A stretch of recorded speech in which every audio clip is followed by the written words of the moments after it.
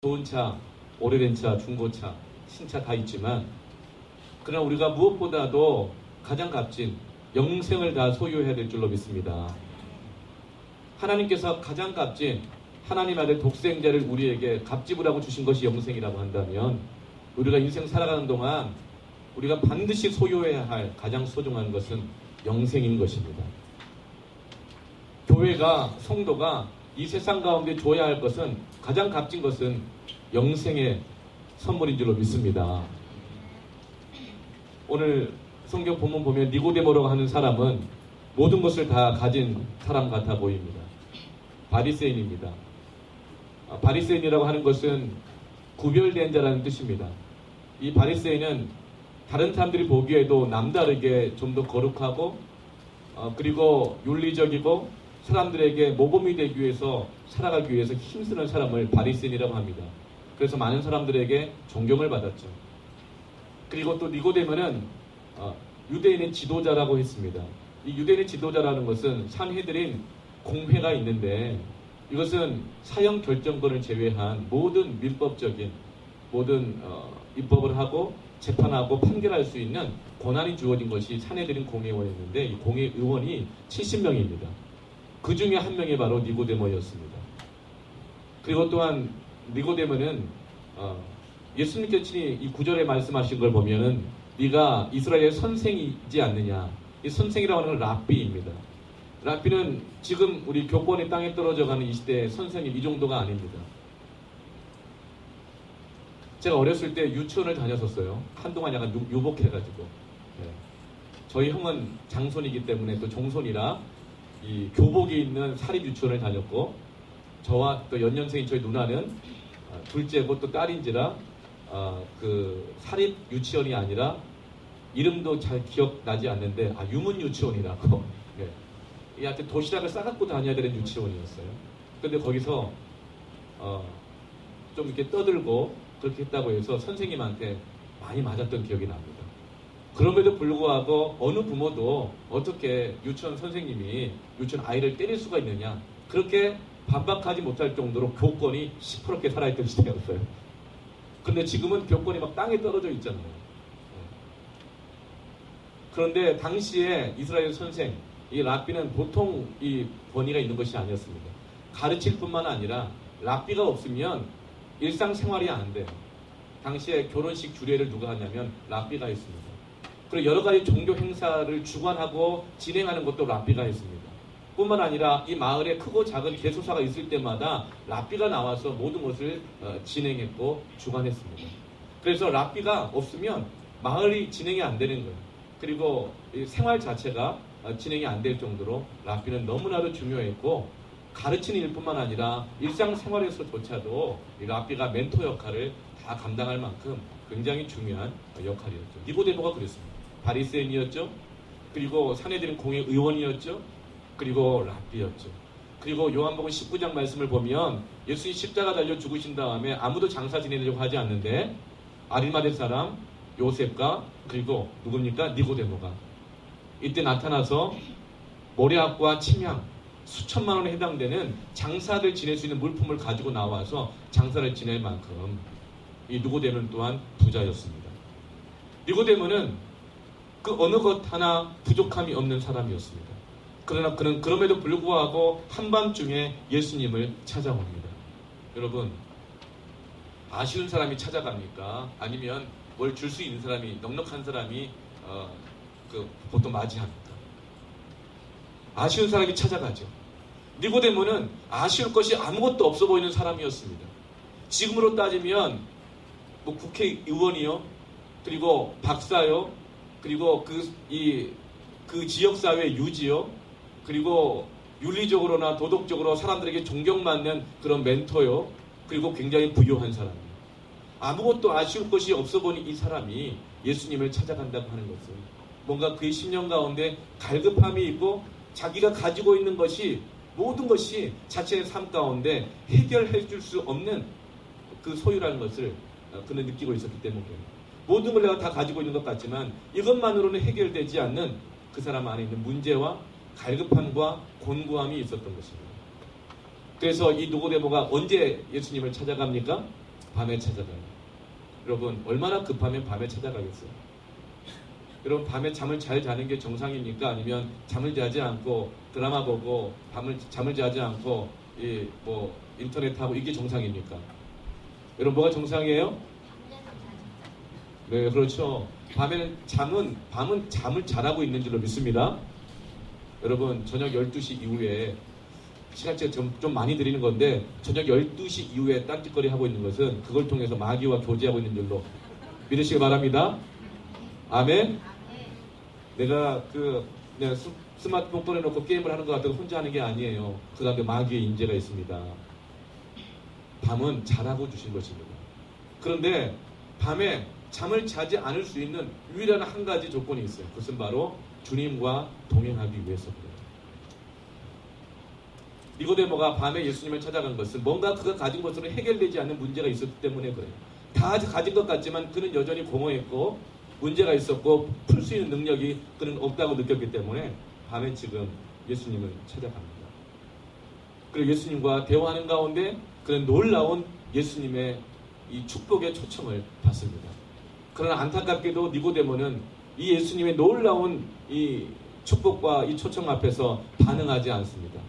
그리고 사라졌다가 19장에서야 나타납니다. 예수님 장례식 다 치르고 나서 이제 나타나는 것이죠. 그런데 이날 이 니고데모가 예수님을 찾아갔던 이유는 뭔가 자기가 모든 걸 다 가지고 있지만 이것으로는 다가 아니라는 사실을 느끼면서 내가 새로운 삶을 살기를 원하는 내 삶에 뭔가 변화가 있지 않고서는 내가 가진 것으로 만족할 수 없는 그 갈급함이 있었기 때문에 그렇습니다. 우리도 모든 것을 다 가진 것 같고 남들이 볼 때는 당신이 뭐가 부족한 게 있어 라고 말할지 모르지만 우리는 처음부터 뭔가를 다시금 시작하지 않고는 내 삶에 의미가 없고 무기력하고 공허할 때가 있다는 것이죠. 새로운 인생을 출발하고 싶을 때가 있다는 거예요. 그러나 그것이 뜻대로 잘 안 되죠. 때로 나이가 가로막기도 하고 때로 환경이 가로막기도 하고 때로 나의 의지의 연약함이 새롭게 뭔가를 시작하는 것을 가로막기도 합니다. 또 도와주는 사람이 없기도 합니다. 마음은 그렇지 않은데 몸이 안 따라갑니다. 몸 안 따라가는 분 많이 있으시죠? 네, 없으신가요? 제가 요즘 조금 안 따라가는 걸 느끼는 것 같아서 한다고 하는데 내 뜻대로 일이 잘 진행이 안 됩니다. 전에는 안 그랬는데 자꾸 실수를 합니다. 자동차 키를 안 갖고 온 줄 알고 집으로 다시 들어갔더니 알고 보니 주머니에 있다든가 지하에 주차를 해놓은 줄 알았더니 보니까 지상에서 지상으로 다시 올라갔는데 다시 생각해보니 지하에 주차가 있다든가 자꾸만 실수를 합니다. 그러면 자신이 없어지고 그런 작은 실수들, 나의 실패들, 나의 연약함들을 보면서 내가 아무것도 아닌 것처럼 느껴집니다. 지나온 세월을 돌아보면 열심히 살기는 산 것 같은데 돌아보면 부질없는 것 같고 어떤 의미를 찾지를 못할 때가 있습니다. 그리고 앞으로 또 열심히 산다고 해도 과연 무엇이 달라질 것이 있겠는가 이런 기대감이 잘 안 들 때가 있습니다. 우리가 나이가 들 때도 그렇고 몸이 연약해질 때도 그렇고 정서적으로 공고해질 때도 그렇고 사람과의 관계가 어려워질 때도 그렇습니다. 여러분 이런 삶의 문제가 내 안에 문제가 있다라고 싶을 때 여러분 어떤 반응을 보통 보입니까? 보니까 약 5가지 정도의 반응이 4가지 정도의 반응이 있어요. 이런 내가 참 감당하기 어려운 스트레스와 어려움들이 찾아올 때 고슴도치같이 반응하는 사람이 있습니다. 이게 뭐죠? 건드리지 마세요입니다. 굉장히 신경질적으로 사람이 바뀝니다. 아주 예민해집니다. 그래서 이런 말이 있어요. 나이 50이 넘으면 전부 다 피가 A형으로 바뀐다. 이런 말이 있어요. 제가 한 말입니다. 네. 고슴도치같이 반응하는 사람이 있어요. 그냥 별거 아닌 말에도 가시를 돋치고 신경질적이고 짜증을 자주 내고 이렇게 나를 건드리지 마세요. 이걸 그냥 이마에다 써붙이고 다니는 사람들이 있어요. 여러분 그 사람을 볼 때마다 속으로 주여 저 고슴도치를 변화시켜 주옵소서 기도만 하시지 절대 다가가시면 안 됩니다. 그 어리석은 자입니다. 여러분 고슴도치는 절대로 내가 어떻게 막 바꿔보겠다고 다가가지 마시고 내가 품어보겠다고 용기를 내서 품으시면 그냥 나만 가시에 찔리니까 이런 걸 가만히 지켜보시면서 인내하시고 그 고슴도치를 위해서 기도하시길 바랍니다. 네. 양옆에 한번 얼굴 한번 보세요. 당신의 얼굴을 보니 가시가 하나도 없네요. 네. 아니면 속으로 조심하세요 그러시든지. 네. 또 어떤 사람은 거북이처럼 반응하는 사람이 있습니다. 거북이의 특징은 뭐죠? 위기가 오거나 어려움이 오거나 불안해지면 확 숨어버립니다. 그리고 이마에 써놓습니다. 나는 만사가 귀찮습니다. 이렇게 써놓고 다니는 사람입니다. 그래서 말을 하지 않아요. 참 부모님들을 보면 저 어릴 적에도 우리 부모님 같은 부모님 없다고 생각하고 살아요. 참 헌신적이고 사랑해주시고 열심히 일하시고 참 그런 부모님이 없어요. 그런데 그렇게 사랑이 넘치는 부모님도 나이 50, 60, 70 딱 넘어 60까지는 안 그런데 70까지 딱 넘어가시면 거북이들이 되셔요. 명절에 자식이 와도 방에 들어가셔도 아무것도 안 하시고 손발 다 집어넣으시고 난 아무것도 안 할란다 이렇게 하시는 분들이 계셔요. 저희 부모님이 그렇다는 얘기가 아니라 통상적으로 그렇다는 거예요.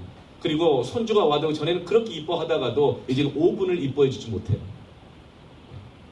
신체적인 변화, 정서적인 어려움들, 이 모든 것들을 감당하기 어려울 때 거북이처럼 숨어버리는 분이 있어요. 나를 좀 내버려둬라. 나를 가만둬라. 건드리지 마라. 또 어떤 분은 바위같이 변하는 사람이 있습니다. 바위는 굳어버리죠. 딱 굳어버립니다. 반응을 하지 않습니다. 그 누군가 나에게 다가오고 반응을 요구하면 안 그래도 힘든데 날 좀 그만둬 하고 그냥 얼굴이 딱 정색하고 굳어가지고 있습니다. 가끔 집에 와서 이 아내의 뒷모습을 보면 설거지를 하고 있잖아요. 그때 말을 겁니다. 여보 나 왔어. 그런데도 안 쳐다보고 얘기할 때가 있죠. 우리 남자 우리 성도님들 아내가 그럴 때가 있어요 없어요? 없습니까? 우리 남권사님 아직도 그냥 10대 소녀처럼 부들부들 하셔가지고 그런데 우리 장로님 잘하셔서 그런 거예요. 스트레스를 안 주니까. 그런데 아내는 사랑받지 못하면 마음이 굳어버립니다. 바위처럼 변해요. 그래서 말을 걸어도 쳐다보지 않고 설거지만 합니다. 근데 여러분 쳐다보지 않고 설거지 할 때 남자분들 너무 상처받지 마세요. 그 아내는 설거지하면서 설거지물에 손이 계속 베이고 있는 거예요. 마음 베이고 있고. 그럴 땐 바위처럼 변한 이 아내를 내가 사랑해줘야겠구나. 여러분 그렇게 기도하시기를 바랍니다. 사람들이 이런 자신의 한계, 어려움들, 정서적으로 감당하기 어려운 문제들을 만나면 때로는 고슴도치처럼, 때로는 거북이처럼, 때로는 바위처럼 이렇게 변해버리는 사람이 있습니다. 그런데 가장 위험스러운 사람은 폭죽 같은 사람이 있어요.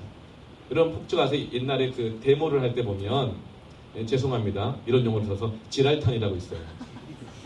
이 지랄탄이 있는데 그 뭐냐면 그 통 안에 화약이 군데군데 맺혀 있습니다. 그리고 그것을 탁 쏘면 지랄탄이 그냥 지랄을 하면서 막 날면서 온통 폭죽이 터지고 체육가스를 뿌리고 반경 한 100m 근방에 사는 전부 다 그냥 기절시킬 정도로 아주 지랄 같은 이런 폭죽이 있어요. 이런 분이 있습니다. 여기저기서 막 터지는 겁니다. 그냥 그 심지에다 불만 붙이면 막 터지는 분이 있습니다. 왜죠? 가슴에 맺혀 있는 한들이 많거든요. 근데 누군가 거기에 불을 붙인 겁니다. 우리는 이런 여러 종류의 반응을 합니다. 그런데 이 여러 가지 종류의 반응을 하는 사람들의 공통점이 있습니다. 따라 하실까요? 잠을 못 잔다. 잠을 안 자요. 아니 잠을 잘 못 자요. 참 그렇게 생각이 많고 고민이 많고 안타까운 것도 많고 눈물도 많은지 잠이 안 옵니다. 그래서 수고하고 애를 쓰지만 수고의 떡을 먹고 일찍 일어나서 그 떡을 먹음이 헛되도다. 그러므로 하나님이 사랑하시는 자에게 무엇을 주시는도다? 잠을 주시는도다. 그런데 오늘 이 니고데모는 뭔 일이 있었는지 밤에 잠을 안 자고 지금 예수님을 찾아가고 있는 것입니다. 밤에 누군가를 찾아간다는 것은 아주 예외적인 일이죠. 첫째로는 다른 사람들의 시선을 의식해서일 수도 있습니다. 또는 마음이 너무나도 급하고 곤고하기 때문에 밤이라도 찾아갈 수도 있겠죠. 여러분, 우리가 밤에 잠을 안 자고 염려하고 근심하고 나의 과거의 상처와 아픔 가운데 매여 있게 되어지면 점점 내가 고슴도치로 변해갑니다. 점점 내가 바위로 변해갑니다. 점점 더 거북이로 변해가고 언젠가 터질지 모르는 내 탄으로 변해가는 겁니다. 여러분 그때 그 밤에 그 영혼의 밤이 찾아올 때는 여러분 주님을 찾으시기를 원합니다. 주님께서 말씀하시죠. 주께 밤낮 부르짖는 자마다 그 원통함을 풀어주지 아니하시겠는가. 영혼의 밤이 찾아올 때 주님을 찾지 않게 되어지고 그 생각 가운데, 그 원망 가운데, 나의 한계 가운데 자꾸 매이게 되고 그것을 집중하게 되어지면 내 안에 한이 맺힌다는 거예요. 그래서 지금 니고데모는 그래도 다행스럽게 주님을 찾아가고 있습니다. 잠이 오지 않으면, 전에 부모님이 그런 얘기를 하셨어요. 잠이 안 오니? 그러면 양을 세라. 한 마리부터 100마리까지. 여러분, 잠이 안 올 때는 셀 일이 아니라 기도할 때인 줄 믿으시기 바랍니다. 양을 한 마리, 두 마리, 세 마리, 네 마리 계속 세면 어떻게 되죠? 점점 더 명료해집니다. 여러분, 그러면서 그때 그 인간이 나한테 왜 이 말 했을까 기억나기 시작하고, 그때 내가 왜 그때 이렇게 행동하지 못했을까 후회하기 시작하고, 그때 그 사람이 나에게 이 말을 한 의미는 무엇일까 묵상하게 되면서 놀라운 해석이 나오면서 소설이 써지고, 그러다 보면은 잠을 못 이루는 겁니다. 여러분, 잠이 안 오는 밤에는 계산할 일이 아니에요. 따질 일이 아니에요. 내가 했던 실수들을 묵상할 일이 아니에요. 그 사람이 나한테 한 말을 묵상할 일이 아니라 그때는 주님을 찾아가야 될 때인 줄 믿습니다. 아멘. 근데 대부분의 사람들이 그 묵상을, 그 깨달음을, 이 스트레스를 견디지 못하다가 술로 밤을 지낸다든가 엉뚱한 일을 하면서 밤을 지낸다든가, 그러면서 그 영혼이 점점 더 곤고해지고 주님을 떠나게 된다는 것입니다. 여러분, 잠 안 오는 영혼의 밤이 있을 때는, 내 한계에 부딪힐 때는 그 한계를 묵상하지 마시고 주님을 찾기를 축원합니다. 주님과 대화해야 되는 거예요. 오늘 니고데모는 주님을 찾아가서 이 밤에 주님과 대화하고 있잖아요.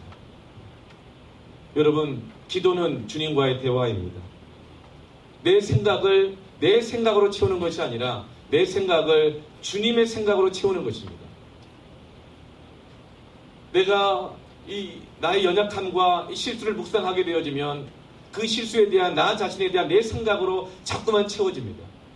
그러면서 내 자신이 자꾸만 열등감에 빠지고 누치해지고 부끄러워지고 소망이 없게 되는 것이죠. 그러나 내 실수 한계 가운데 부딪혀 있을 때에 주님을 묵상하고 주님과 대화하면 주님이 나를 바라보시는 생각이 내 안에 부어지는 시간이 기도의 시간인 것입니다. 할렐루야. 그렇기 때문에 우리는 내 생각을 채워서는 안 됩니다. 사람의 생각에 사람의 일을 채워서는 안 됩니다. 주님으로 채우시기를 축원합니다. 이 예배 시간이야말로 주님의 생각으로, 주님으로, 영으로 채워지는 시간인 줄로 믿습니다.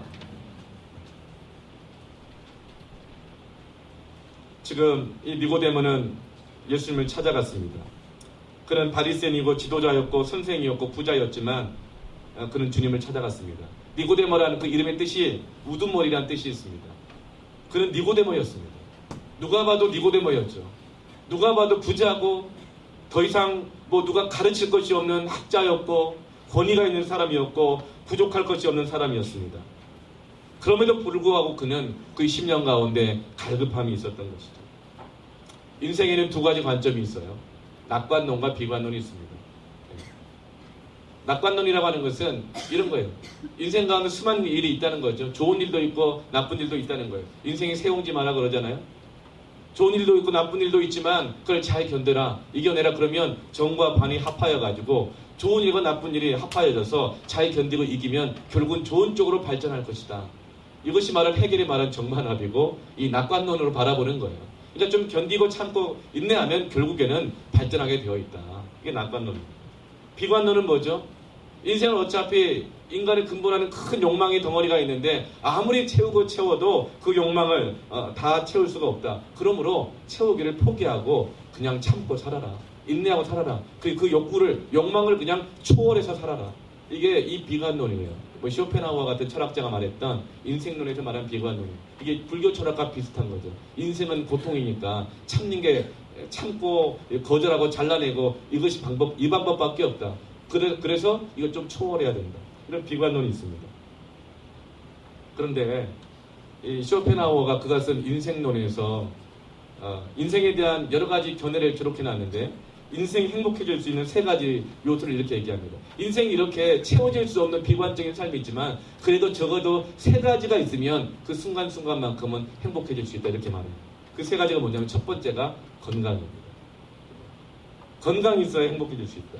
두 번째 젊음입니다. 청춘. 세 번째가 자유입니다. 건강과 청춘과 자유가 있으면 이 세 가지만 있으면 인생이 아무리 비관적이어도 행복할 수 있다라고 말합니다. 그러나 성경은 그렇게 말하지 않습니다. 성경은 낙관론도 비관론도 말하지 않습니다. 영생이 있어야 행복해지는 줄로 믿습니다. 주님을 찾아야 행복해지는 줄로 믿습니다.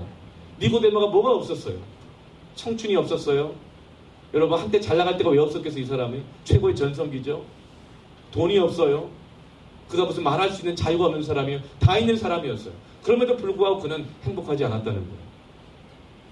우리 뭔가를 가지면 행복할 줄 알아요. 그걸 자꾸 착각해요.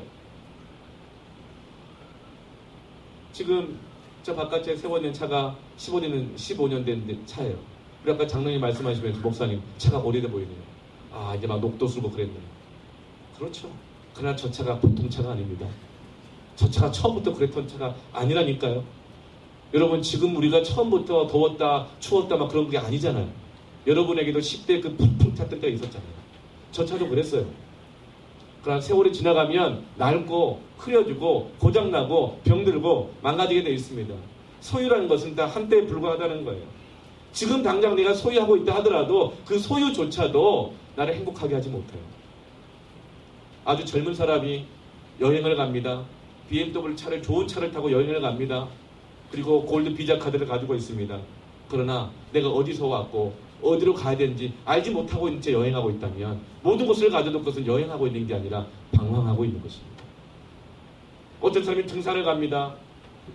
아주 그냥 이 전국을 다니면서 설악산, 오대산, 좋은 산들을 다 찾아다닙니다. 노스페이스 뭐 마크를 붙여가면서 머리부터 발끝까지 단풍인지 옷인지 구별이 안 갈 정도 화려하게 치장하고 갑니다.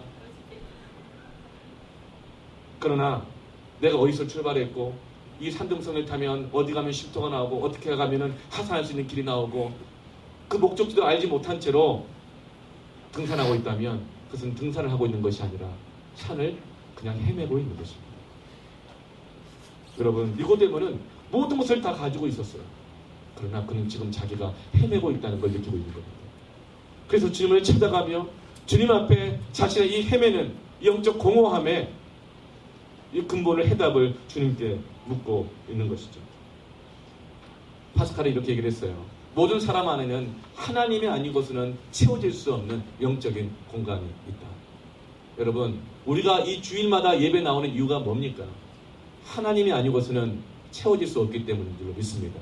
목마른 나의 영혼 주를 부르니 목마른 내 영혼 주를 부르니 주님 내가 지금 건강한 것 같아도 지금 당장 좋은 직장에 다니는 것 같아도 앞으로 내가 어떻게 될 줄 모르겠고 이것이 내 인생을 보장해 주지 못하기 때문에 나는 있어도 불안하고 없어도 불안하고 나는 늘 불안할 수밖에 없습니다. 그러니 주님을 찾고 주님을 부르오니 주님 나를 채워 주시옵소서. 이게 예배인 것입니다. 이게 신앙인 것입니다. 여러분 하나님 우리에게 결핍을 주실 때는 주님을 찾을 때인 줄로 믿으시길 바랍니다. 하나님께서는 우리의 결핍을 통하여서 하나님의 크신 능력을 보여주십니다. 하나님의 약한 자를 통하여서 하나님의 능력의 지극히 크심을 보이시는 줄로 믿습니다. 작년 5월 달에 그러니까 1년 좀 지났죠. 제가 안산 동산교회 부목사 시절에 이제 7년 만에 안식년을 갔어요. 태국을 갔습니다. 7년 만에 가지 얼마나 가슴 부푼 마음으로 갔겠어요. 성도님들이 헌금을 해주시고 정말 이 주머니가 빵빵했습니다. 네. 그냥 성도님들이 헌금을 해주셔가지고 직접 주머니가 빵빵하고 또 교회에서도 안식년 다녀오라고 교회에서도 또 빵빵하게 여러분 그 빵빵이라는 게 0이 빵빵 2개 붙은 게 아닙니다. 적어도 5개 이상 붙은 걸 뜻하는 거예요. 빵빵빵빵빵한 거예요. 그래 갔어요. 그러면서도 이 헌금 받은 걸 잘 아끼고 써가지고 돌아와서 어디 헌금도 하고 뭐도 하고 막 이렇게 생각하면서 부유한 마음으로 이 태국까지 이제 갔어요. 내 식구가 이제 미리미리 다 예약을 해가지고 이 왕복을 당시에 비행기가 왕복 티켓이 140몇만 원에 네 사람이 아주 싼 가격으로 가서 얼마나 마음이 부유했겠습니까? 여행을 잘 마쳤어요. 그리고 돌아온 날은 그래도 저는 여관에서 자고 막 이랬거든요. 또 제 마음에 또 그런 게 있잖아요. 이렇게 제가 아끼는 재주가 많잖아요. 버는 재주는 별로 없어도. 그래서 이제 막 이 안식년을 갔는데 여관 같은 데서 자고 막 이랬어요. 그래서 마지막은 피로를 풀어야 되니까 5성급 호텔, 최고급 호텔, 수쿰빗에 있는 소피텔이라는 호텔 여러분 아세요? 여러분 한번 가보시면 좋을 텐데 그 수쿰빗에 있는 우리로 치면 저기 충정로 같은 곳입니다. 아니 그 충무로 같은 곳입니다. 그리고 주변에 관공서 대사관들이 많고 제법 그럴싸한 곳이죠. 거기에 소피텔이라는 5성급 호텔에 갔어요. 거기 가서 정말 이틀을 지내는데 얼마나 기가 막히게 좋던지 정말 오고 싶지가 않을 정도로 너무나 좋았어요. 근데 이제 비행기가 저녁 비행기가 있는데 타기 전에 몇 시간 남았잖아요. 그래서 이제 가족들과 함께 우리 헌금해 주신 분들에게 선물을 사자 하고 나나약이라는 데 가가지고 이제 선물을 사갖고 오기 위해서 짐을 다 싸놓고 그리고 호텔에다가 그 짐을 홀딩해 놓은 서비스가 있어요. 홀딩 서비스가. 그러니까 5성급 호텔이니까 안전하겠다 싶어가지고 이제 거기다 짐을 다 이제 넣어놨습니다.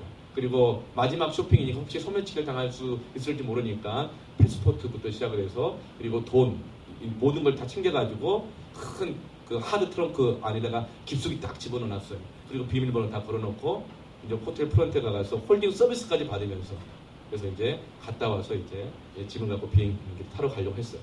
근데 이제 쇼핑을 다 마치고 선물 사고 돌아왔습니다. 오자마자 직원들이 얼마나 친절한지 홀딩된 그 짐 트렁크 박스들을 다 꺼내가지고 택시까지 잡아서 다 실어주고 공항까지 보내주더라고요. 역시 5성급 호텔은 달라요.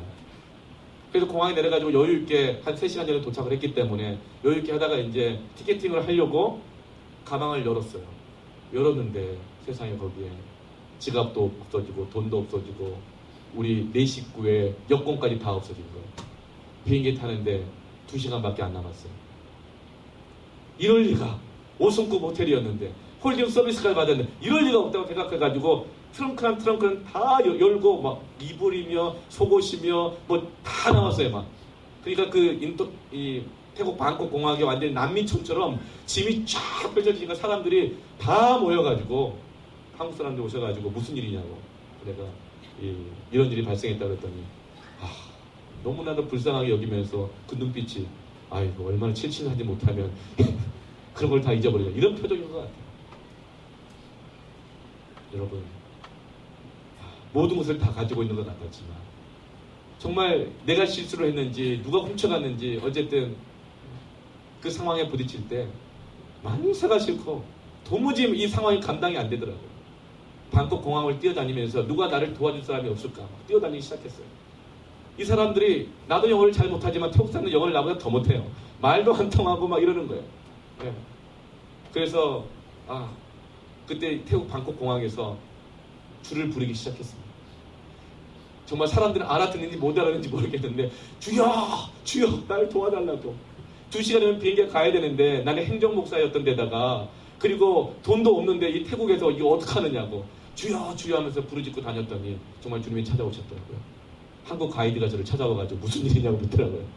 그래서 이런 설명을 했더니 그러면 대사관에 가가지고 여권을 다시 발급받고 내일 비행기를 연기해서 탈 수 있으면 좀 차지를 물고 탈 수 있는 방법을 알려주더라고요. 그래서 이제 그 태국에 있는 그 여행사 그 직원에게 가서 이제 설명을 했죠.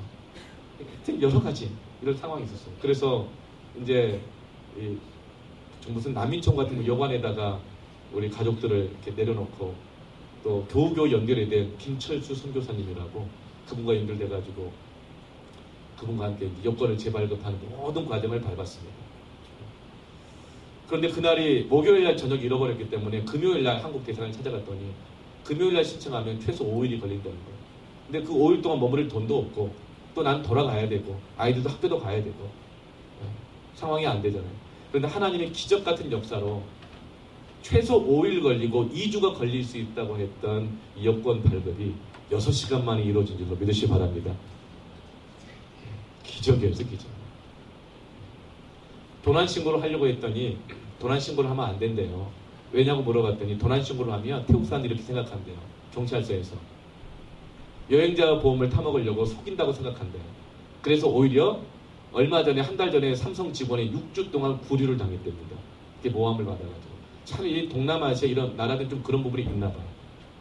그래서 도난신고도 못하고 분신신고만 하고 태국 경찰서 찾아가가지고 사정하면서 그리고 이민국 관리국 가서 도장받고 참 이 어떻게 뭐 말로 다 할 수 없는데 하여튼 최소한 5일에서 2주 걸린다고 하는 것을 하나님 6시간 만에 여권을 만드셔가지고 저 한국으로 보내준 줄 믿으시기 바랍니다. 한국에 돌아왔어요. 돌아왔더니 인천공항에서 잡혔어요. 당신들 미립국자라고. 어떻게 여권이 분실 신고는 됐는데 여권이 만들어질 수가 없는데 어떻게 들어왔냐고. 이 여권 가짜 아니냐고. 그래가지고 가족들 다 한 사람씩 앉아가지고 취조를 받았다니까요. 하나님께서 행정 절차보다 더 빠르게 일하신 줄로 믿습니다. 아멘. 행정 전산으로 처리하면 5일 이상 걸리는 거예요. 그런데 그 여직원이 손으로 모든 소리를 다 만들어줬어요. 손으로. 그리고 이민국 관리국 가서 도장을 받아야 되는데 3시 반이면 문을 닫는데요. 근데 태국의 러시아어는 보통 장난이 아니에요. 그래서 3시 반이 됐는데도 길이 왕복 8차선 꽉 막혀가지고 움직일 수가 없는 거예요. 근데 선교사님 저를 태우고 가더니 저한테 모든 소리를 주더니 목사님 이젠 제가 할 수 있는 게 없습니다. 이제 알아서 하십시오. 그렇게 얘기를 하는 거예요. 택시를 잡아서 가시든지 더 이상 할 수가 있는 게 없대요. 그래서 그 8차선 그 도로에서 저와 아내와 아이들 두 애들 데리고 뛰기 시작하면서 택시를 잡았어요. Help me! Help me! 막 도와달라고. 그때 택시를 딱 섰는데 그 지도를 보여주면서 Go! Go! Please! Help me! 막 그렇게 했더니 이 사람이 막 내가 돈을 얼마든지 주겠다. 돈도 없었는데 막 하면서 했더니 이 사람이 막 차를 어떻게 몰고 가는지 모르게 갔는데 3시 반에 문을 닫는데 도착하니 4시인 거예요. 근데 선교사님이 어떻게 뒤에서 급하게 따라오셨어요. 근데 놀랍게도 3시 반에 문을 닫아야 될 출입국 관리국이 이민 관리국이 4시까지 문이 열려있는 겁니다. 할렐루야. 구하라 두드린 자에게 열릴 것입니다. 아멘. 영문 나도 모르겠어요. 그래서 4시에 뛰어 들어갔죠. 아내는 막 그 너무 차를 급하게 모니까 막 멀미하고 토하고 애들은 사색이 돼 있고 막 나는 들고 뛰고 막 이게 시작했어요. 가서 이제 막 도와달라 그랬더니 제 소리를 보더니 이 경찰이 이러는 거예요. 커피 그러는 거예요. 뭐 커피를 달라는 거야 이 상황에서 무슨 커피를 막 알고 봤더니 커피가 아니라 카피 복사하라는 뜻이었는데 그거 갖고 또 한참 실갱이하고 그렇게 했는데 네, 하나님께서 기적적으로 출입국 관리국에서 도장을 찍어줘가지고 6시간 만에 내 한계에 부딪혔을 때 제가 했던 게 뭘까요? 계속 부르짖는 거였습니다. 주님을 찾는 거였습니다. 방콕 공항을 헤맬 때 주여 부르짖었습니다. 택시 기사 보고 제발 도와달라 빨리 가 얘기했지만 그 사람이 알아듣든 못 알아듣든 나는 그 옆에서 주님을 찾으면서 주님 문 닫지 않게 해주세요. 주님 도와주세요. 주님을 찾고 주님께 집중했던 것입니다. 여러분 3시 반에 닫아야 될 문이 4시에 안 닫힌 것은 주님이 그 열어주신 줄로 믿습니다. 주님께 그 택시를 잡아주신 줄로 믿습니다. 여러분 잠 못 이루는 영혼의 밤이 찾아올 때 주를 부르짖으십시오. 그럼 주님께는 택시기사를 통해서 선교사님을 통해서 관리국 직원을 통해서 대사관 직원을 통해서 나를 도우시고 영혼의 밤을 이기게 하시는 줄로 믿습니다. 돈이 있다고 해서 모든 것이 다 있다고 해서 해결되지 않는 것입니다. 주님을 찾을 때는 주께서 해결해 주시는 줄로 믿습니다. 지금 우리는 건축도 그렇게 우리 해나가고 있잖아요. 여러 번 반복하지만 개척을 하면 40명이 생존이고 80명이 자립이고 100명이 돼야 건축을 시작할 수 있다 그러잖아요. 근데 우리가 생존 단계에서 건축을 시작할 수 있는 이 담대한 믿음이 어디서 온 것입니까? 기도에서 온 건 줄로 믿습니다. 우리는 성도가 40여 명에도 새벽 기도는 20명 나오잖아요. 할렐루야. 그러니까 저뿐만 아니라 여러분에게도 밑도 끝도 없는 담대함이 있더라고요. 할렐루야. 그래서 건축을 시작하는데 가장 큰 걸림돌이 뭐였냐면 돈도 돈이지만 이 날씨는 어떻게 뜻대로 못하잖아요. 장마가 시작되니까. 그래서 우리가 얼마나 간절히 기도했어요. 그래서 이 금요 기도회 때 직장인 우리 예배 때도 선포하고 그리고 새벽마다 선포했잖아요. 하나님께서 날씨를 주관해 주실 것이라고. 장마 전선은 물러갈지어다. 할렐루야. 엘리야의 기적이 나타날지어다. 그렇게 얼마나 세게 기도했던지 22년 만에 올해 같은 장마는 처음이라고 그러더라고요. 방송에서 22년 만에 이걸 거꾸로 장마라 그러더라고요. 그리고 장마가 시작됐어요. 이미 제주도에서. 그런데 알 수 없는 무슨 이 고기압인 저기압인지 막고 있어가지고 그 균을 뚫을 수 없어가지고 장마 전선이 북상하지 못하고 제주도에서 지금 오히려 남쪽으로 밀려가고 있는 줄 믿으시기 바랍니다. 아멘. 무슨 전선이 막고 있는 거죠? 기도의 전선이 막고 있는 줄 믿습니다. 22년 만에 처음이라잖아요. 이거 우연이라고 생각하지만 우리는 알죠? 기도의 전선 때문에. 할렐루야. 그리고 또 그 다음에 이렇게 얘기를 하더라고요. 장마가 언제 시작될지 모르겠다. 당연히 모르죠. 그러나 기도하는 우리들은 알고 있는 줄 믿습니다. 그걸 기도했어요. 하나님, 장마가 너무 안 와버리면 농사에 지장이 있지 않습니까? 그래서 우리 교회도 교회지만 하나님, 농사에도 도움이 되고 건축에도 도움이 되는 방식으로 비가 올 지어다. 아멘. 제가 건축법을 배우니까 이렇더라고요. 낮에 공부를 하고 시멘트 작업을 하잖아요. 그런데 양생이라 해서 이 시멘트 자체는 열이 나온대요. 그래서 밤에는 물을 뿌려줘야 된대요. 오후에는. 그래야 시멘트가 터지지 않고 견고하게 굳는다고 합니다. 그래서 그렇게 기도했잖아요. 건축에 도움돼도 비가 오게 해달라고. 낮에는 비가 오지 않고 오후부터 비가 왔다가 가게 해달라고. 할렐루야. 할렐루야. 그리고 어제부터 정말 그러더라고요. 비가 왔는데 낮에는 쨍쨍하고 저녁 오후에 비가 쏟아비가 한번 쫙 왔다가 가더라고요. 하나님께 기도대로 응답하신 줄로 믿습니다. 주를 찾고 부르짖는 자들마다 우리의 한계에 부딪힐 때에 잠 못 이루는 밤에 원망하고 불평하고 낙심할 것이 아니라 주를 찾기를 축원합니다. 그럴 때 우리가 때로는 가진 것이 없어도 가진 것을 해결이 안 돼도 모든 것을 다 가지고 계신 하나님께서 책임지시고 일하시는 줄로 믿습니다. 그것이 바로 영생 안에 주어져 있는 하나님의 축복인 것입니다.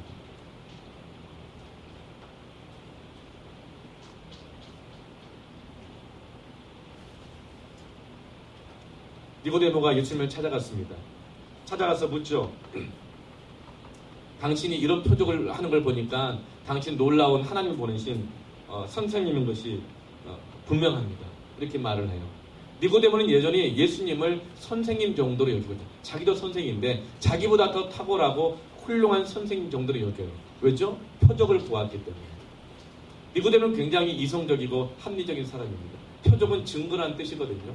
예수님이 하시는 일들, 행하는 것들, 말들을 곰곰이 살펴보고 관찰해 보니까 적어도 이분은 하나님이 보내신 랍비다, 선생님이다. 이렇게 따져 물었던 사람인 거예요. 그런데 그의 마음속에는 그 정도로는 해결되지 않는 공감이 있었던 것입니다. 그래서 예수님을 찾아왔어요. 그랬더니 예수님이 3절에 뭐라고 말씀하시죠? 내가 너에게 이르노니 사람이 거듭나지 아니하면 하나님의 나라를 볼 수가 없느니라. 너 거듭나지 않으면, 처음부터 다시 출발하지 않으면 네가 가지고 있는 그 모든 것들이 너의 곤고함을 해결해 줄 수 없다. 너는 바리새인이고 지도자고 선생님이고 부자고 모든 걸 다 가지고 있지만 네가 가지고 있는 그것이 결코 너로 하여금 새롭게 출발할 수 없고 너의 곤고함을 해결할 수 없다. 너는 다시 출발해야 된다. 너는 거듭나야 된다. 새롭게 태어나야만 한다. 이렇게 말씀하는 것이죠. 그럼 보통 다시 태어난다고 하는 것은 뭘 의미해요? 되게 사람들이 다시 태어난다고 한다는 것은 도덕적인 어떤 내가 결단을 할 때 난 새롭게 인생을 살겠습니다. 새롭게 난 태어나겠습니다. 이런 말을 하는 거예요. 뭐 술을 끊는다든가 내가 도박을 끊기로 했다든가 아니면 내가 가정에 충실하기로 결정을 했다든가. 그때 우리는 당신 새롭게 태어났네요. 제2의 인생을 사시네요. 이렇게 표현을 합니다. 그러나 지금 예수님께서 니고데모에게 말하는 이 새롭게 태어남이라고 하는 것은 어떤 도덕적인 결단, 새로움 이 정도의 의미가 아닌 것입니다. 왜냐하면 이미 니고데모는 다른 사람들이 다 보기에도 이미 도덕적으로 흠이 없는 바리새인이었고 존경받는 선생님이었기 때문입니다. 예수님께서 지금 니고데모에게 말하는 이 거듭남이라고 하는 것은 도덕적인 결단, 그 정도의 새로움이 아니라 네가 다시금 너의 근본, 너의 마음의 중심이, 너의 존재 자체가 물과 성령으로 변화되고 거듭나는 것을 지금 말하고 있는 것입니다. 네가 물과 성령으로 거듭나지 않냐면 안 된다. 이 말씀을 하고 있습니다. 네가 가지고 있는 모든 것이 네가 새로워지는 것을 이룰 수가 없다는 것이죠.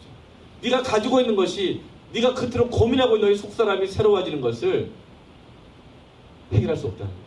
오직 물과 성령으로만 네가 새로워질 수 있고 새롭게 출발될 수 있고 네가 변화가 될 수 있다는 것입니다. 사랑하는 성도 여러분, 물과 성령으로 거듭나셨습니까? 거듭나셨습니까? 날마다 물과 성령으로 거듭나는 체험을 하기를 축원합니다. 우리는 한번 거듭나면 영원히 거듭나지만 물과 성령으로 그 거듭남을 날마다 누리시기를 축원합니다. 니고데모는 구약 성경을 너무나도 잘 알고 있었어요. 물과 성령으로 거듭난다는 것은 온전한 중심의 변화라는 걸 알고 있습니다. 에스겔서 36장 말씀 한번 볼까요? 25절부터 28절 말씀 보면 맑은 물로 너희에게 뿌려서 너희로 정결케 하되, 맑은 물로 너희를 뿌려서 정결케 하되. 26절 말씀 보면 또 새 영을 너희 속에 두고 내 마음을 너희에게 주되. 물과 성령으로 거듭나야 된다는 말을 들었을 때 니고데모는 즉시로 이 에스겔서 말씀을 기억했을 거예요. 그런 랍비였고 선생이었기 때문에, 아, 내가 내 속사람이 새로워져야 되는 것을 주님께서 말씀하고 있구나. 이 에스겔서 말씀은 이스라엘 백성들이 범죄하고 타락해가지고 도무지 고칠 길 없자 하나님께서 바벨론으로 포로로 잡혀갔을 때 주셨던 말씀인 것입니다. 이스라엘 백성들은 썩을 대로 썩어서 도무지 회복의 가능성이 없었어요. 그럴 때 하나님께서 에스겔 선지자를 통하여서 이 말씀을 주신 거예요. 맑은 물로 너희들을 뿌려서 깨끗이 씻어야 한다. 그리고 너희들 안에 다른 어떤 것보다도 새 영이 부어져야만 한다. 그래야 너희들은 회복할 수 있고 소망이 있다. 이렇게 말씀합니다. 그리고 그 다음 장 에스겔서 37장에 물과 성령으로 새로워지는 것에 대해서 이렇게 말씀하시죠. 마른 뼈다귀가 가득한 그 해골 골짜기에 에스겔 골짜기 가운데 에스겔을 데리고 가서 이 마른 뼈다귀와 같은 자들이 살아날 수 있겠느냐 물으실 때 에스겔이 말합니다. 주님이 아시죠. 그런데 하나님께서 이 두 가지를 명령하시는데 첫 번째 뭘 명령하시죠? 말씀을 대언하라. 여러분, 성경에서 물은 말씀을 상징합니다. 우슬초와 같은 말씀으로 나를 씻으소서. 청년이 어떻게 하여야 죄로부터 나를 지키고 보호할 수 있습니까? 말씀으로 인하여서 나를 깨끗하게 하고 지킬 것이니이다. 여러분, 성경에서 물은 말씀을 상징합니다. 말씀을 대언하라 하였더니 그 말씀을 대언했을 때 이 뼈 저 뼈가 맞아들고 힘줄이 생기고 그리고 살이 생기고 가죽이 덮였습니다. 여러분, 우리가 주님을 찾아갈 때 주님께서는 우리에게 말씀으로 우리를 깨끗하게 하시는 줄로 믿습니다. 말씀은 우리의 생각을 새롭게 하는 거예요. 하나님과 나 사이가 벌어졌던 걸 붙이기 시작합니다. 관계와 관계가 깨어졌던 원인들을 깨닫게 하시고 그것을 붙여가는 일을 시작하십니다. 내 안에 깨져버리고 완전히 산산조각 났던 영적 질서들이 다시 힘줄이 생기고 살이 덮이고 가죽이 덮이면서 그 질서를 잡아가기 시작하시는 것이죠. 그것이 바로 말씀의 역사입니다. 여러분, 말씀 앞에 서시기를 축원합니다. 여러분, 그런 면에서 여러분 신방을 사모하시기를 축복합니다. 가정 신방을 사모하세요. 여러분, 신방은 특별한 것입니다. 하나님께서 목사를 통하여서 친히 말씀으로 찾아가시는 때인 줄로 믿으시기 바랍니다. 사모하세요. 기대하세요. 미국에서 한인 목회를 하는 제 친구가 목사로서 하지 말아야 될 두 가지 말이 있답니다. 첫 번째, 한국에서 뭐 하셨어요? 이 말 물어보면 안 된답니다. 두 번째, 신방 언제 할 거? 이 말 하면 안 된답니다.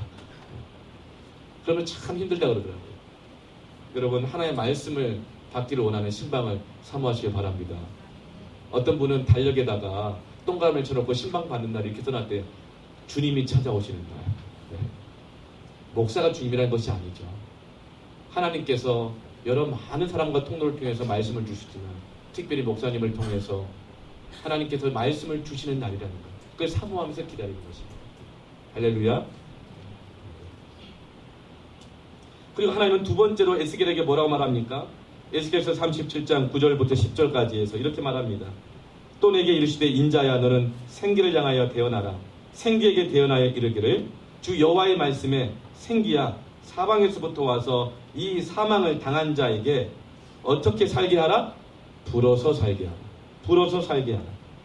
이에 내가 그 명대로 대언하였더니 그 생기가 그들에게 들어가매 그들이 곧 살아 일어나서 서는데 극히 큰 군대더라. 여러분, 이 생기는 뭘 상징합니까? 바람인 것입니다. 성령의 바람인 것입니다. 예수님께서도 성령에 대해서 말씀하실 때 성령은 바람과 같아서 어디서 와서 어디로 가는지 알 수가 없다고 말하잖아요. 사도행전 2장 말씀에서도 성령이 임재하실 때는 급하고 강한 바람으로 임하셨잖아요. 오늘도 말씀합니다. 에스겔 37장에서도 생기를 명할 때 사방에서부터 어딘지는 알 수 없지만 사방에서부터 그 생기가 들어오되 불어서 여러분, 우리 심령 가운데 성령의 바람이 불기를 축원합니다. 그걸 사모하시기를 바랍니다. 성령의 바람이 불어야 돼요. 사방에서부터 불어오는 것입니다. 근데 그 성령의 바람이 내 안에 생기를 들어오려면 어떻게 해야 됩니까? 내 속으로 내 깊은 곳으로 들어오려면 어떻게 됩니까? 기도할 때 성령이 들어오는 줄 믿습니다. 왜요? 기도는 호흡이기 때문에 성령의 바람이 부는데 내가 들어 마실 때에, 기도할 때, 호흡할 때에 성령이 내 안에 깊은 곳까지 들어온 줄 믿습니다. 허망해진 내 생각 가운데, 두려워진 내 생각 가운데, 미워서 견딜 수 없는 마음 가운데, 낙심하고 좌절하고 공포스럽고 두려워서 견딜 수 없는 내 마음 가운데 기도할 때 사방에서부터 성령이 내 안에 들어오는 줄로 믿습니다. 그래서 내 마음과 생각을 새롭게 하고 생각이 바꾸어지며 두려운 마음이 떠나가게 되어지고 절망이 소망으로 바뀌게 되어지고 사망에서도 길이 생기고 강이 생기는 하나님의 새 역사가 일어난 줄로 믿습니다. 그것이 바로 기도인 것입니다. 공동체 가운데 어려움이 있을 때, 가정 가운데 어려움이 있을 때 기도하기 시작할 때 성령의 바람이 나의 가정의 깊은 곳 가운데 들어오게 되는 것입니다.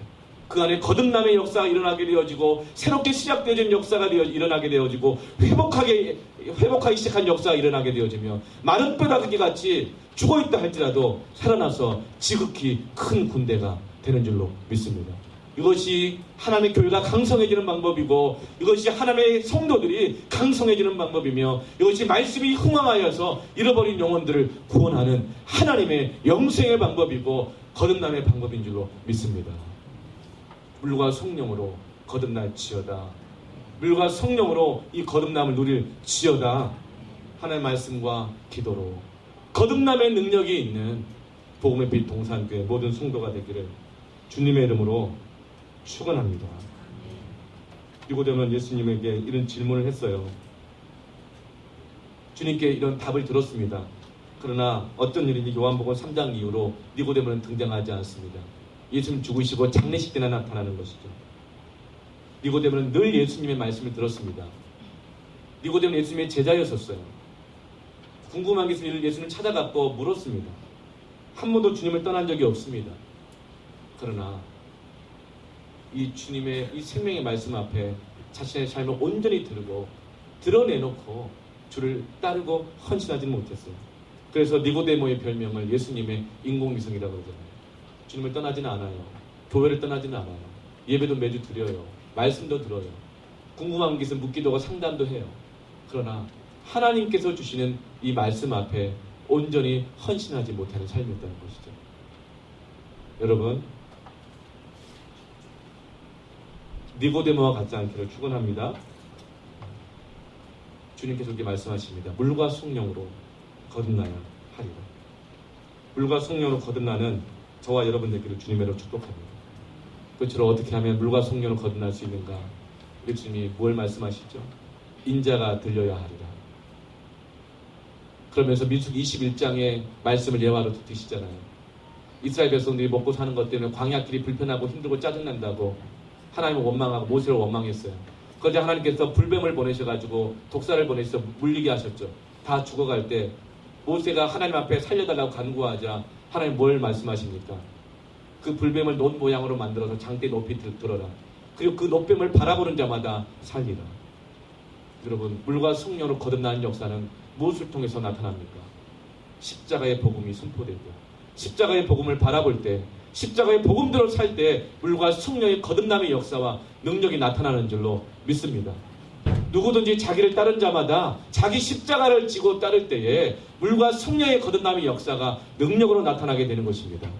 교회가 어느 때 성령의 역사가 나타나고 강성함의 역사가 나타납니까? 십자가 복음을 증거할 때 나타나는 줄로 믿습니다. 빵이 능력이 아닙니다. 빵은 도움입니다. 빵은 조건입니다. 구제하고 봉사하고 가르치는 것은 도움이 되는 것이고 좋은 조건이 되는 것입니다. 그러나 능력은 십자가 복음인 줄로 믿습니다. 교회가 아무리 구제하고 봉사한다 하더라도 십자가 복음을 포기하는 순간부터, 거듭남의 역사가 사라진 순간부터 교회는 교회가 아니게 되는 것이죠. 예수님께서는 모든 걸 다 가지고 있는 니고데모에게 거듭남에 대해서 얘기합니다. 영생에 대해서 얘기를 합니다. 왜요? 하나님께서 우리에게 주셔야 돼요. 인생의 진정한 해답은 영생이기 때문에 그렇습니다. 거듭남의 문제이기 때문에 그렇습니다. 그래서 교회가 다시금 씨름해야 될 것은 무엇인가? 어떻게 하면 우리가 더 구제를 잘할 것인가? 어떻게 하면 우리가 더 잘 가르칠 것인가? 사람들에게 더 윤리적인 교회를 보일 것이냐로 씨름할 것이 아니라 교회는 다시금 영생의 문제를 씨름해야 될 줄로 믿습니다. 교회는 다시금 거듭남의 문제를 씨름해야 될 줄로 믿습니다. 금과 은이 있어도 안전병을 일으키지 못하지만 나사렛 예수의 십자가가 그를 일으키는 줄로 믿습니다. 교회가 바른 방향을 가야 됩니다. 우리 교회가 가야 될 방향은 거듭남을 씨름해야 합니다. 영생을 다시금 씨름해야 됩니다. 어찌하여 하나님 구원이 일어나지 않습니까? 어찌하여 영생의 역사가 없습니까? 어찌하여 이 영혼이 아직도 돌아오고 있지 않습니까? 어찌하여 우리 가정은 다 구원받지 못하고 있습니까? 이 영생의 문제를 씨름하기를 원합니다. 이 구원의 문제를 기도하기를 원합니다. 그럴 때 교회가 교회되는 것입니다. 그리고 그 나라 가운데 하나님의 나라가 도래하게 되는 것입니다. 물과 성령으로 거듭나지 아니하면 하나님 나라에 들어갈 수 없느니라. 우리가 세상을 건지고 구원하는 방식은 교육이 아닙니다. 물질이 아닙니다. 영생의 복음을 증거할 때 하나님의 나라가 도래하는 줄로 믿습니다. 아멘. 이 시간 함께 기도하겠습니다.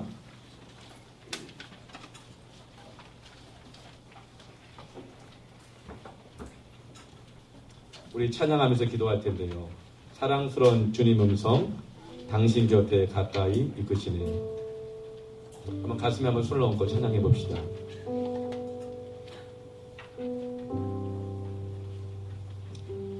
나는 사람들이 볼 때 모든 걸 다 가지고 있는 것 같지만 나는 알아요. 어느덧 변해버린 것 같은 내 모습. 전에는 가득하고 충만한 줄 알았지만 지금은 부어도 채워지지 않는 것 같은 이 깨어진 항아리 같은 나의 심령. 예배를 드리고 기도를 하러 주 앞에 나아가지만 여전히 공허함에 메말라 있는 나의 속사람을 압니다. 사람들의 평판으로 나의 노력으로 어떤 수고로 채워보려고 했지만 채워지지 않을 때 주님을 찾으시길 바랍니다. 주님 곁에 가까이 가시기를 바랍니다. 그 주님을 부르십시오. 주님이 우리의 결핍을, 공허함을, 무기력함을 채워주실 것입니다. 이 시간 주님 앞에 함께 나아가며 찬양하며 기도했으면 좋겠는데요. 찬양하며 기도하겠습니다. 사랑스러운 주님 음성, 당신 곁에 가까이 이끄시네. 당신 곁에 가까이 이끄시네. 주님 사랑을 나누리며 주님 사랑을 나누리며 그 아름다우심 나누기 원하네. 아름다우심 나누기 원하네. 사랑스러운 주님 음성, 사랑스러운 주님 음성, 당신 곁에 가까이 이끄시네. 주님 사랑을 나누리며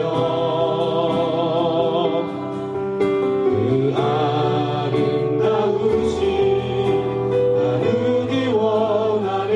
예수 내 선하신 목자, 예수 내 선하신 목자, 나의 앞길 아시네. 예수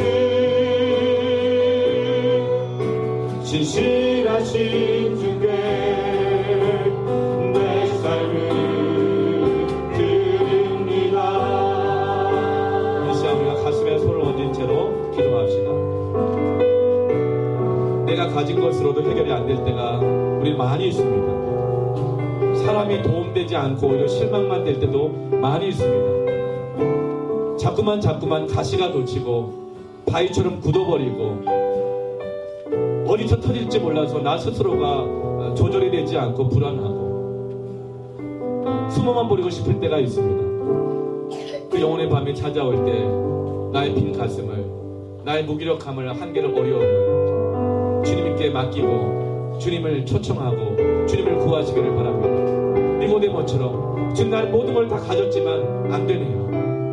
주님을 부르짖으십시오. 주님을 찾으십시오. 그리고 나의 공허함과 빈 곳 가운데 주님 찾아오시고 물과 성령의 역사로 나를 새롭게 하여 주시옵소서. 물과 성령의 역사로 나를 새롭게 하여 주시옵소서. 이 시간 주님 이름 한번 간절히 부르짖고 주님 찾고 기도합니다. 주여. 주님의 시간 찾습니다. 주님 앞에 간구하며 간절히 구하며 나아갑니다. 많은 심령과 빈 마음과 수없이 인생의 문제는 뭐가 없어서가 아닙니다. 남보다 덜 가졌어도 아니고 남보다 더 인정받지 못해서도 아닙니다. 우리 인생의 문제는 영생을 얻기까지는, 나의 생명의 주가 되시는 예수 그리스도를 만나기 전까지는 선생이어도 지도자여도 바리새인이어도 부자여도 방황하는 것입니다. 우리가 가지고 있는 사명이 무엇입니까? 마셔도 목마를 수밖에 없는 바닷물과 같은 세상에 물질과 탐욕과 명예를 위해 살아가면서 방황하는 이 영혼들에게 그들은 더 이상은 방황하지 않도록 생명의 복음을, 영생을, 예수 그리스도를 우리가 그들에게 전달해줘야 할 줄로 믿습니다. 하나님, 나로 하여금 방황하는 이 영혼이 돌아오게 하여 주시옵소서. 우리 복음의 빛 동산교회가 물과 성령의 역사가 있는 교회가 되게 하여 주옵소서. 포매실동, 금곡동, 당수동, 어복천동, 김북동, 구이동, 정자동, 율전동, 탑동, 세류동, 소수원 모든 지역 가운데 복음의 빛 동산교회를 통하여, 우리를 통하여 물과 성령의 역사가 일어날지어다. 다시금 우리가 영생을 신음하게 하여 주옵소서. 구원의 복음을 갖고 신음하게 하여 주옵소서. 예수를 믿는 자마다 그 방황이 끝날 줄로 믿습니다. 사는 남편을 주 앞에 돌이키게 하여 주옵소서. 잃어버린 세대마다 자녀들마다 돌아오게 하여 주옵소서. 잃어버린 백성들마다 돌아오게 하여 주옵소서. 이제 마지막으로 주님 한번 간절히 부르짖고 기도합니다. 주여, 시험사하신 하나님 감사합니다. 방황하는 자마다, 유명한 자들마다, 하루를 갖기 제기를 가는 자들마다, 세상을 얻고 생명하면서 생명과 비하며 하늘생 생명과 비하며 살아가는 자들마다 저기 주말 앞에 돌아오게 하여 감사합니다. 하나님 아버지, 너희 영혼을 주 앞에 돌아오게 하여 주옵소서. 아버지, 복의 빛을 가진 우리가 복의 감사를 되게 하여 주시고, 이런 오직 강포가 없게 십자가의 복음을 증거하는 길, 예수 그리스도를 증거하는 길, 내가 그 길이요 진리요 생명이니 나로 말미암아 복음을 아버지께 올 자가 없다고 하였는데, 이 복음의 길을 없는 자가 되게 하여 주시고, 이 복음의 빛을 비추는 교회가 되게 하여 주옵소서. 이런 걸로 세대들이 너무나도 많이 있습니다. 지금도 죽어가며 수없이 죽어가는 달려가고 있는 영혼의 너무나 많이 있습니다. 자기가 가지고 있습니다. 그 어떤 것이 자신의 인생을 살아가고 주의 영혼을 되게 하여 주옵소서. 우리가 다시 잃어버린 영혼들의 생명을 걸고 실험하기를 원합니다. 잃어버린 영혼을 구하여 영혼을 생명하시기를 주여 돌이켜 주옵소서. 주여 돌이켜 주옵소서. 주여 살려 주옵소서. 주여 거듭나게 하여 주옵소서. 복음을 살아있는 기도와 사랑을 주옵소서. 살아난 종이 돌아오게 하여 주옵소서. 내 장난들이 돌아오게 하여 주옵소서. 잃어버린 세대들이 주 앞에 돌아오게 하여 주옵소서. 교회마다 생명의 역사, 복음의 역사가 주시옵소서.